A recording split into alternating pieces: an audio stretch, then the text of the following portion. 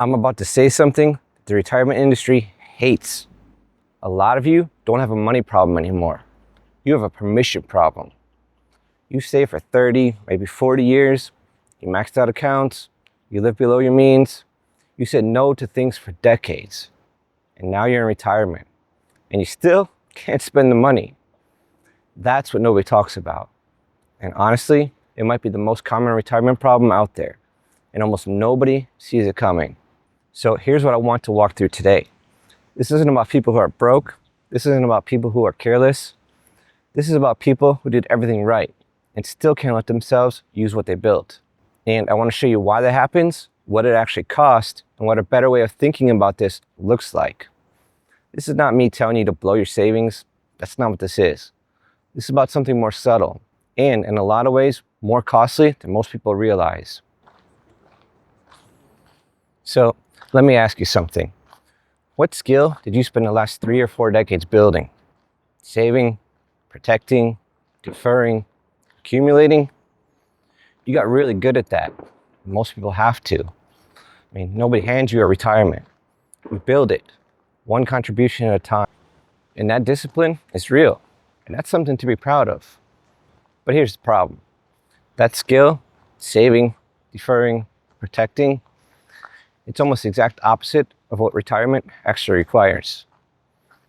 See, retirement requires a completely different skill.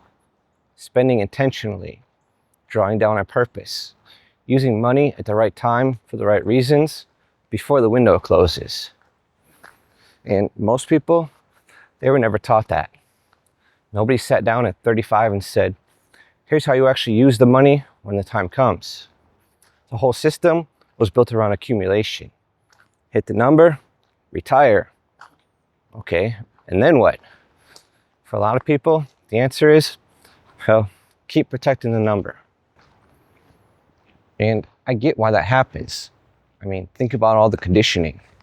For decades, every time you saved more, something felt right. Every time the balance went up, your brain said, good.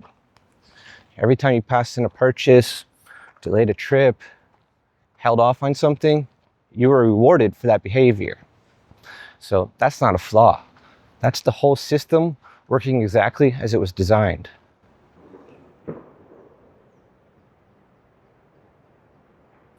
But then retirement starts, and the same behavior that built the portfolio starts working against you. The balance dips slightly because you took a distribution, a planned, reasonable one, and something in your brain fires like an alarm. Ouch, that felt bad. Let's not do that again. And that's not logic talking, that's decades of conditioning. And there's real research behind this. Behavioral finance calls it loss aversion. The idea is that losses feel about twice as painful as equivalent gains feel good. So spending $5,000 on a trip that you've dreamed about for years can actually feel emotionally worse than the experience feels good.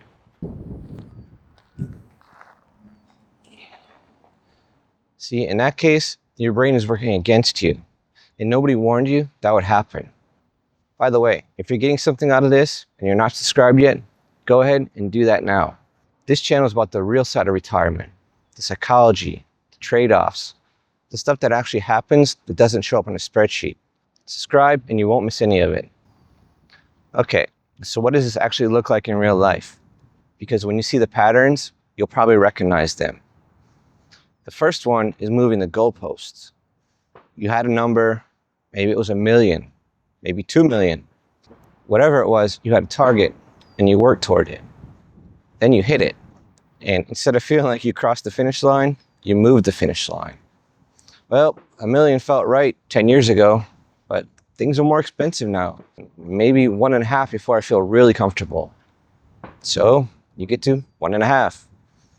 Well, you know, with inflation and healthcare and the way the market moves, maybe 2 million is the real number. And it keeps going. Not because the math actually changed, but because spending feels more dangerous than not spending. So the brain manufactures a new reason to keep waiting. The second pattern is treating the portfolio like a scoreboard. This one is subtle, but it's really common. The portfolio starts being a resource, money that you built to fund your life, and it becomes something that measures who you are. It becomes proof that, well, you were smart, that you were disciplined, that you made it. And that changes everything about how spending feels. Because now a withdrawal isn't just a purchase, it's your score going down. And nobody likes that.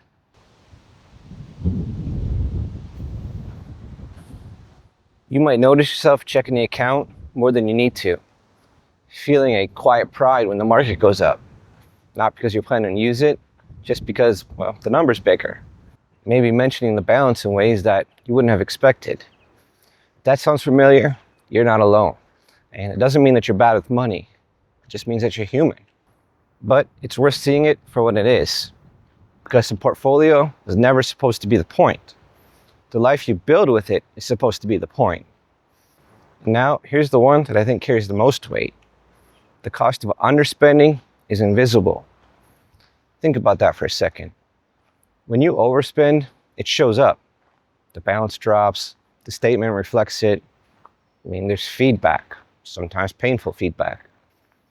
But when you underspend, there's no statement that says, well, this quarter you missed the trip to see your grandchildren. You delayed that family vacation for the third year in a row. You passed on helping your daughter with the down payment when she actually needed it. No notification, no alert, nothing.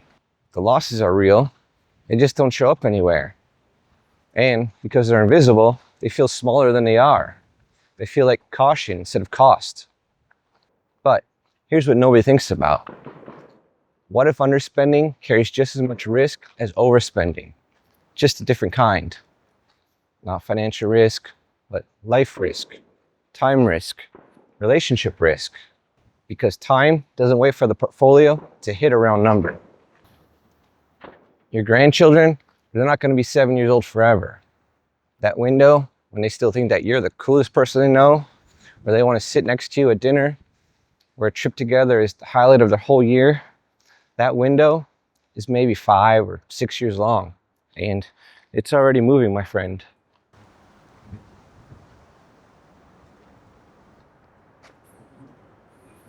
Your health right now is probably the best it's going to be from this point forward. Not because I'm being dramatic, just because, well, that's how life works. Energy changes. What you're able to do narrows over time.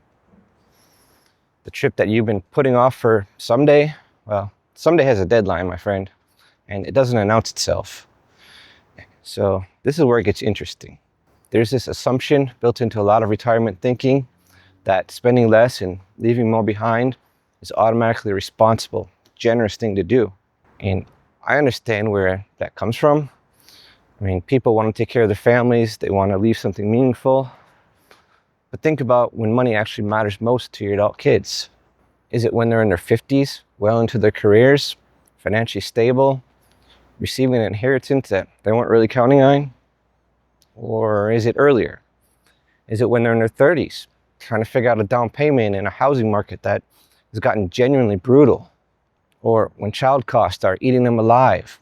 Or when one of them is thinking about a career change or starting something new, but the financial pressure makes that feel impossible. That's when a gift changes a life, not at the end.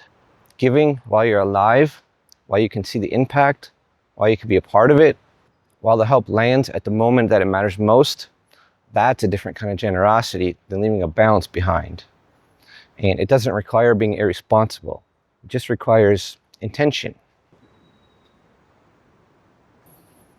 Now, let me talk about the rules for a minute, because I think a lot of people are using them in a way that they were never designed to be used. The 4% rule. You've probably heard of it. Basic idea, historically, withdrawing around 4% of your portfolio per year is giving retirees a reasonable chance of not running out of money over a long retirement. That's a real, useful framework. Definitely worth knowing. But here's how a lot of people actually use it. As a ceiling, as a commandment, as the maximum that they're allowed to spend, where anything under it is the goal. That's not what it's for. Major financial firms describe this kind of guideline as a starting point, a guardrail, not an absolute, not a ceiling that you have to stay below at all costs.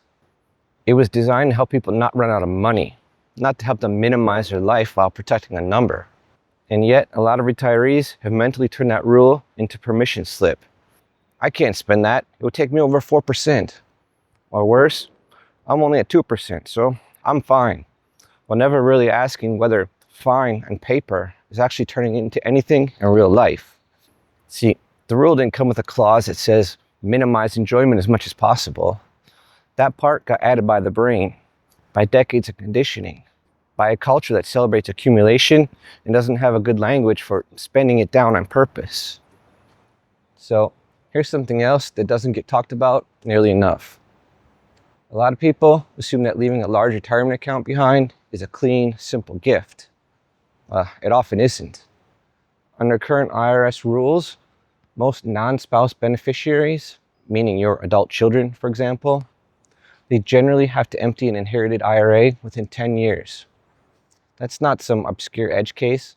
That's just how it works for a lot of families right now. What that means in practice, a large inherited IRA doesn't just sit there growing for another generation. It gets distributed and it gets taxed, potentially at a significant rate, depending on where your kids are in their income situation when it hits. Now, I'm not a financial advisor, so this isn't tax advice. Your situation is specific to you, so please talk to an actual professional about your own picture. But the broad point is what matters. The inheritance that you're imagining, the clean, preserved balance passed on to your kids, may look very different in practice than it does in your head. The money may land in a compressed taxable window that's less favorable than you assumed, which means that the trade-off might be different than you think. Spending intentionally now on experiences, on family, on targeted help when your kids actually need it may create more real-world value than preserving a balance that faces real complications when it finally lands. Again, talk to a professional, but this is worth thinking about. All right, now let me talk about the future self problem. Most people in retirement have this picture of who they want to be. They want to travel, they want to be generous, they want to finally take the class, learn the thing, get in shape, spend real time with the people they love. That version of retirement costs money. Not a reckless amount, but travel costs money, staying healthy costs money, learning costs money, being present and generous and connected to the people who matter, that often costs money. And the trap is that people delay all of it while they keep protecting the balance. They wait for the right time, wait for the market to settle, wait until they really feel comfortable, wait until they know what healthcare is going to look like. And while they're waiting, time moves, health changes, the people that they're going to spend their time with get older. Grandchildren, they grow up. The future version of themselves that they imagined never quite shows up, because that version of life required active investment of money, yes, but also time and energy. And all three of those have a shelf life.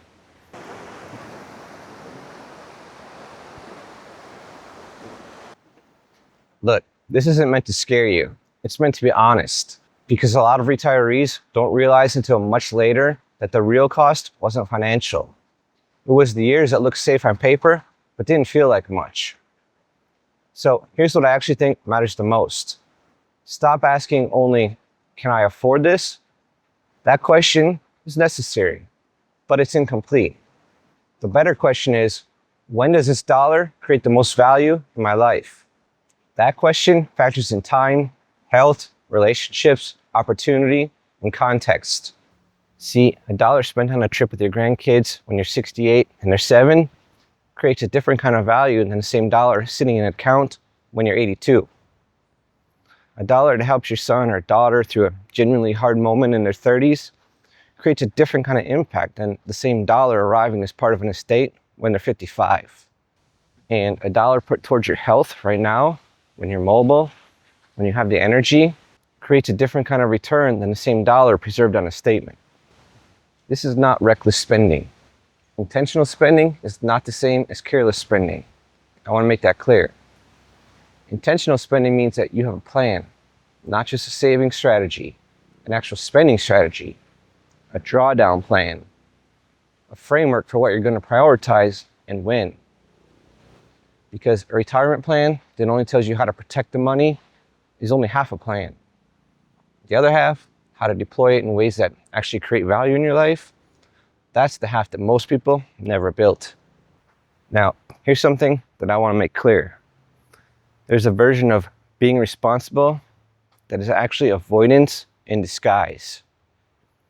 It sounds like prudence. It uses language like, well, I just want to make sure that we're covered, and we don't need to be extravagant, and, well, the kids will appreciate it someday. But underneath, it's fear. Fear of getting it wrong. Fear of spending and then facing something unexpected. Fear of losing the identity that the number represents. Fear that if the balance goes down, something important about you goes down with it. And that's not a financial problem. That's a psychological one. And I gotta be honest, no spreadsheet solves it. What starts to solve it is naming it. Recognizing that hesitation isn't always rational. That the alarm bells aren't always giving you accurate information. That sometimes I should probably wait is the habit talking, not the math. Because you built this. You earned the right to use it. Not to blow it, but to use it for your life, for your relationships, for the experiences that are waiting, for the people who matter to you while the windows are still open. Now, I get it. You might be thinking, but what if I live a really long time? What if I do run out? That's a real concern, so I'm not brushing it off. Longevity risk is real. Healthcare costs are definitely real. A bad market early in retirement can definitely do real damage. These things deserve real planning. But notice how quickly the brain goes there. Notice how vivid that fear is. The fear of running out of money. It's always loud, always present. Now notice how quiet the other risk stays. The risk of running out of healthy years, of running out of time with people you love, of the windows closing while the portfolio just sits there. Both risks are real. Both deserve attention. But one of them has an entire industry built around it. Thousands of articles, podcasts, strategies. It's the dominant story in retirement. The other one, almost nobody talks about it. There's no product for it. No statement that shows you the balance of experiences that you haven't had. That doesn't make it smaller. It just makes it invisible. A plan that only manages one kind of risk isn't a complete plan. So, what does a better approach actually look like? Not chaos, not throwing out everything that you built. It looks like building a real spending strategy, not just a saving strategy. Deciding in advance with intention what you're going to prioritize and when. It looks like asking yourself regularly, what windows are open right now that won't be open in 5 years? What time-sensitive opportunities are in front of me? It looks like having real conversations with a financial planner, not just about preservation, but about purposeful drawdown, about tax-efficient distribution, about deploying money in ways that actually create value. It looks like giving while you're still alive, being part of the impact, watching the effects that it has. It looks like treating experiences, health, relationships, and generosity as real line items in the plan, not just extras, not indulgences. I mean, these are the things that retirement was actually built for.